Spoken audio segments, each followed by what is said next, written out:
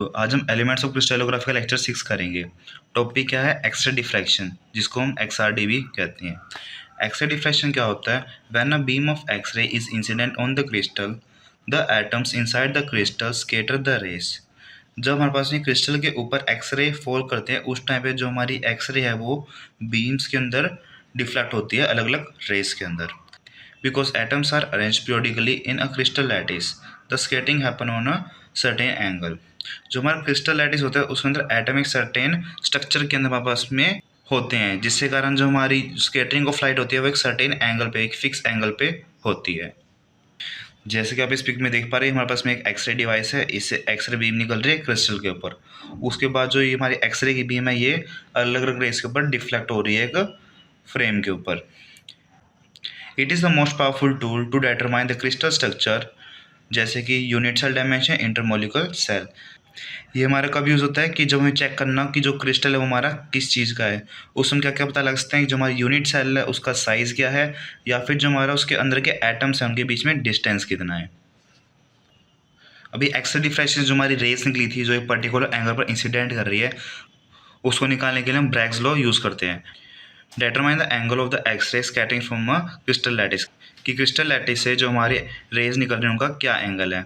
For example हमारे पास में एक क्रिस्टल है, प्लेन 1 एंड प्लेन 2, उसके दो प्लेन हैं। हमारी जो इंसिडेंस रे आ रही है वो रिफ्लेक्ट बैक हो रही है। अभी जैसे आपको पता है कि हमारा साइन थीटा क्या होता है? परपेंडिकुलर अपॉन में हाइट होता है, और ये हमारा डिस्टेंस है।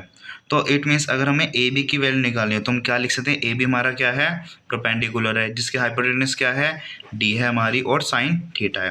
तो यहाँ से हमारी ए बी की वैल्यू आ जाएगी, और हमने यहाँ से सी डी की वैल्यू कैलकुलेट कर ली। हमारा इन दोनों का पार्ट डिफरेंस क्या हो जाएगा? रे 1 और रे 2 को हम ऐड कर देंगे, तो फिर हम पार्ट डिफरेंस को हम डेल्टा से नोट करते हैं। तो हमारा पार्ट डिफरेंस क्या हो जाएगा? ए बी प्लस में ए सी, दोनों की वैल्यू सेम है, तो हमारा आंसर क्या हो जाएगा? 2D sine theta. जो हमारी कंसेक्यूटिव इंटरफेरेंस होते हैं, कंसेक्यूटिव इंटरफेरेंस क्या होते हैं कि जैसे हमारी एक रे है और दूसरी रे हमारी ये है, दोनों मिलके इसका जो एम्पलीट्यूड है उसको इंक्रीज कर देगी। ये हमारी कंस्ट्रक्टिव इंटरफेरेंस होते हैं। कंस्ट्रक्टिव इंटरफेरेंस के लिए जो हमारा पार्ट डिफरेंस होता है किसके बराबर होता है? N into lambda.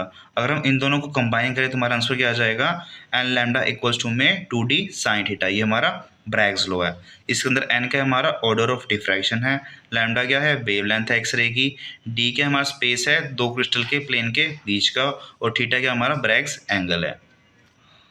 नेक्स्ट है ब्रैग कंडीशन। ब्रैग कंडीशन क्या होती है? ब्रैग लॉ को सेटिस्फाई करने के लिए हम कुछ कंडीशन का ध्यान रखना पड़ता है। ब्रैग लॉ हमारा क्या कहता है? एन लैम्डा इक्वल्स टू में 2D साइन थीटा। जैसे हमें बताया कि हमारी जो साइन थीटा की वैल्यू क्या होती है? मैक्सिमम 1 होती है। इट मीन्स जो हमारा एन लैम्डा डिवाइड बाई में 2D है वो हमारा लेस देन और इक्वल टू क्या होगा?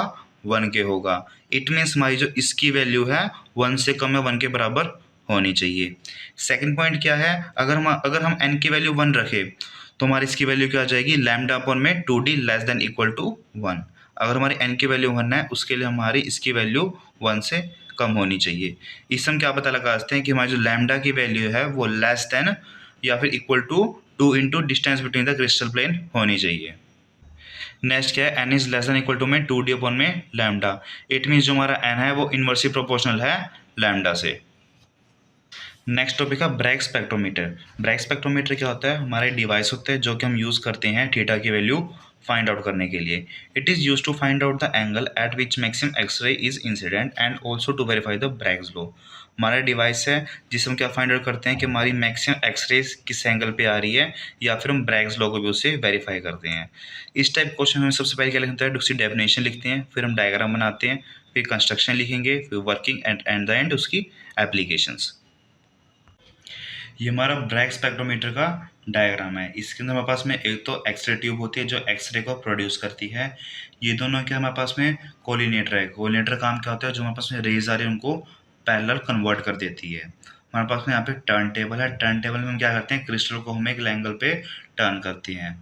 ये हमारे पास में आयनाइजर चैम्बर है। आयनाइजर चैम्बर में क्या होता है? जैसे हमारी एक्स रेज क्रिस्टल से इंसिडेंट करके हमारे आयोनाइजेशन चैम्बर में आएगी, उस टाइम पे क्या होगा? ड्यू टू द रेज हमारे जो यहाँ पे इलेक्ट्रोमीटर लगा होगा उसके अंदर कुछ डिफ्लेक्शन होगा रीडी के अंदर, जो कि हमारा करंट को मेजर करता है। हमारा जितना ज़्यादा करंट होगा उतनी ज़्यादा एक्सरे की इंटेंसिटी होगी। कंस्ट्रक्शन हम क्या लिखेंगे, जो कि हमने डायग्राम में डिस्कस किया था कि इसमें हमारे एक एक्सरे ट्यूब है जो कि हमारे एक्सरे को प्रोड्यूस करती है, कोऑर्डिनेटर है जो क्या करता है एक्सरेज को पैरेलल कर देता है, और जो क्रिस्टल माउंट है एक टर्न टेबल के ऊपर जिससे हम उसका एंगल को हम चेंज कर सकते हैं, आयनाइजेशन चैम्बर है जो कि हमारा इंटेंसिटी को मेजर करता है। नेक्स्ट है वर्किंग, कि हमारा स्पेक्ट्रोमीटर वर्क कैसे करता है। A narrow beam of x-ray fall on the crystal, the crystal is rotated until the condition 2d sin theta equals to में n lambda is satisfied. At some angle, deflector records some sharp peak called Bragg's peak. जब हमारी x ray की beam crystal पे fall करती है तो उसको rotate करते हैं थीटा तक according to the Bragg's law.